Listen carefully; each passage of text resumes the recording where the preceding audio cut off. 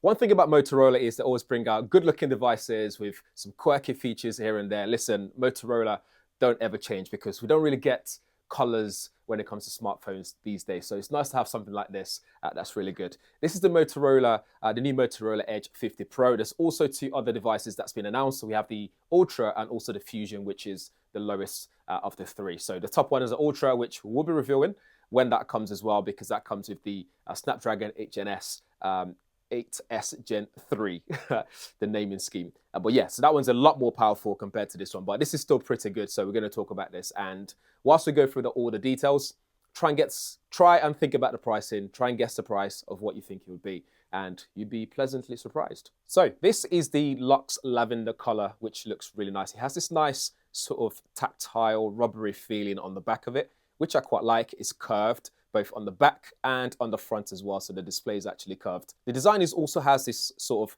unibody sort of design. So what you have is this camera array bit there, just kind of raised a little bit higher to a house where the camera bumper is, which I quite like. It's nice and minimalist, nice and simple. And the way they've done the reflective system on the back on this Motorola logo here just makes it look like it's meant to be a dimple, but it's actually not. It sits flush with the back of the device. So that's pretty cool though. I like what they've done there. In terms of ports available on the bottom, we have USB-C ports for charging and data transfer. You have the SIM card tray, speaker grill there. And then on the right side, we have volume rocker and a power button. And I think that's a microphone on the side as well. Elsewhere, that's just about it. Another microphone up top. And that's it. Nice and simple. Over on the front, the display is curved as well on both sides, and the edges are curved as well. So you have this all curvatures around it that makes it nice and comfortable to hold in hand. I'm personally a fan of flat displays, but if you like it, you like it. It's not an issue there at all. This weighs around 186 grams, so it's nice and lightweight for carrying and using all day long in your hands. And this is IP68 water and dust resistant rated. Of course, we'll never forget the front camera as well. It's nicely placed there. This is a 50 megapixel front facing camera, but we'll talk more about that when we get to the camera section of the video. More on the display, we have a 6.7-inch Super HD display. This is 1220p in terms of ratio. We have 446 ppi and 20:9 aspect ratio with 93.8% screen to body ratio. This is POLED as well. It's nice and vibrant, it's nice and sharp. You have 144 Hz refresh.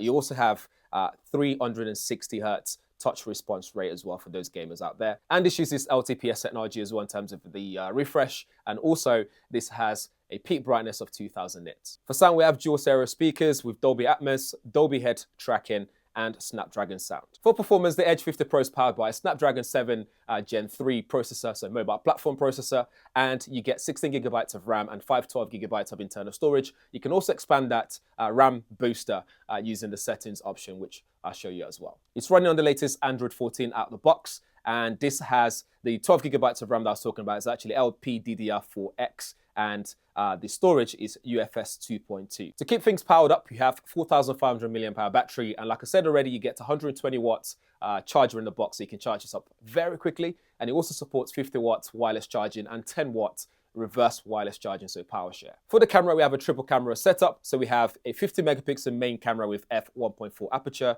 and OIS. We have 13 megapixel ultra wide with 120 degrees field of view and f2.2 aperture, and a 10 megapixel telephoto for 3 times optical zoom and OIS with f2.0 aperture. The front-facing camera, like I said earlier on, is a 50 megapixel sensor with f1.9 aperture rather, and the camera, well, all the cameras are capable of recording 4K at 30 frames per second. You can even record in HDR10 as well. Going through the camera software, you get your basic stuff, so slow motion video photo, portrait, and pro mode as well. If you get to more, you get things like your tilt shift as well, which you can move around, which is pretty cool. You can have a landscape, you can move it so you can get more in terms of that tilt shift element. And if we go back to some of the shots I've taken already, so portrait mode looks good as well. You get some nice separation in terms of the background and the subject. And we go to some landscape shots. Looks good, but one of the issue is you have to tap the sky, for example, to get the detail out of it. Otherwise, you get this overblown sky and it's just the highlights are too much there. So you have to kind of tap the brighter area to bring back all the details and the colors in your shots. In video, you also get adaptive image stabilization, which can follow the subject and also make sure that everything's nice and stable regardless of what you're doing. Uses AI as well. And you also have this horizon lock as well to make sure things are leveled if you want it to be. And yeah, just generally just change your settings, see what suits your preference, and Bob's your uncle. Of course, a Motorola device won't be a Motorola device without all the quirky things you can do to the software and personalization. So for example, if we go to the wallpaper, we can use AI to generate personalized wallpaper based on different things. So you can take a photo and it will take your wallpaper from there. So if we personalize this, for example, we go to Made with AI, we do Style Sync, which is actually what it's called. You can select a photo, for example, or take a new one if you like. We capture a new one. So let's do that pattern over there. All right, just a studio photo that I've taken. So now that I've captured what I need to use, tap select, and then that should generate a wallpaper based on that image that I've just taken.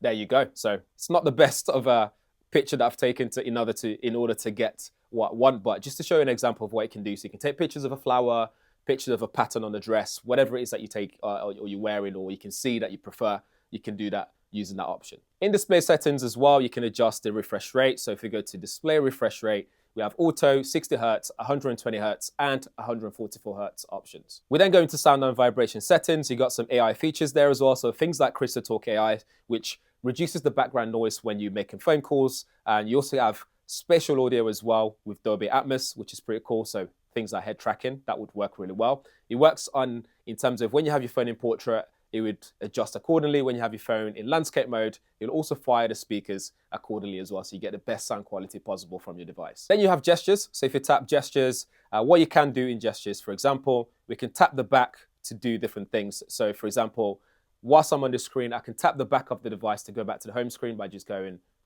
double tap.